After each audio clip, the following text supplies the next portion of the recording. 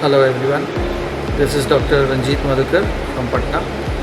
Hope everyone is safe during these trying conditions of COVID-19 and everyone is staying safe, staying at home.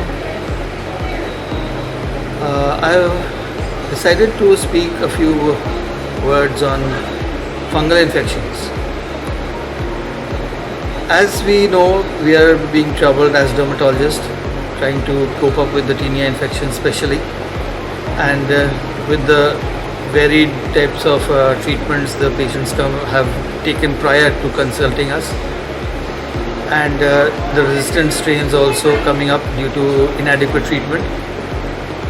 The major factors relating to cure of a fungal infection is counseling. As we all know, the various antifungals available to us, whether they be fungistatic or fungicidal, oral or topical. But apart from the medication, we are definitely we need to counsel our patients, especially regarding keeping their body and clothes dry, washing the clothes daily, drying them in the sun, not air drying or blow drying them.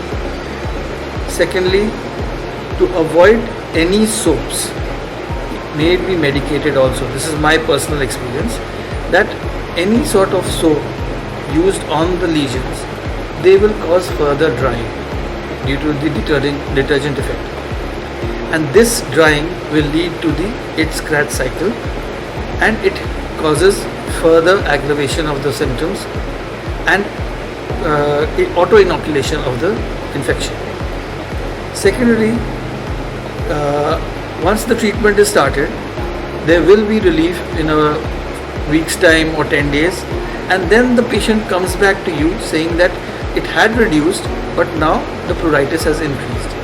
That is mainly due to the post-inflammatory xerosis which happens, and again the itch dry scratch cycle comes in between. So we need to give any proper emollient along with the antifungal, topical antifungal, and if possible either a medicated powder, dusting powder, or the normal powders which we use, talcum powders which we use at home.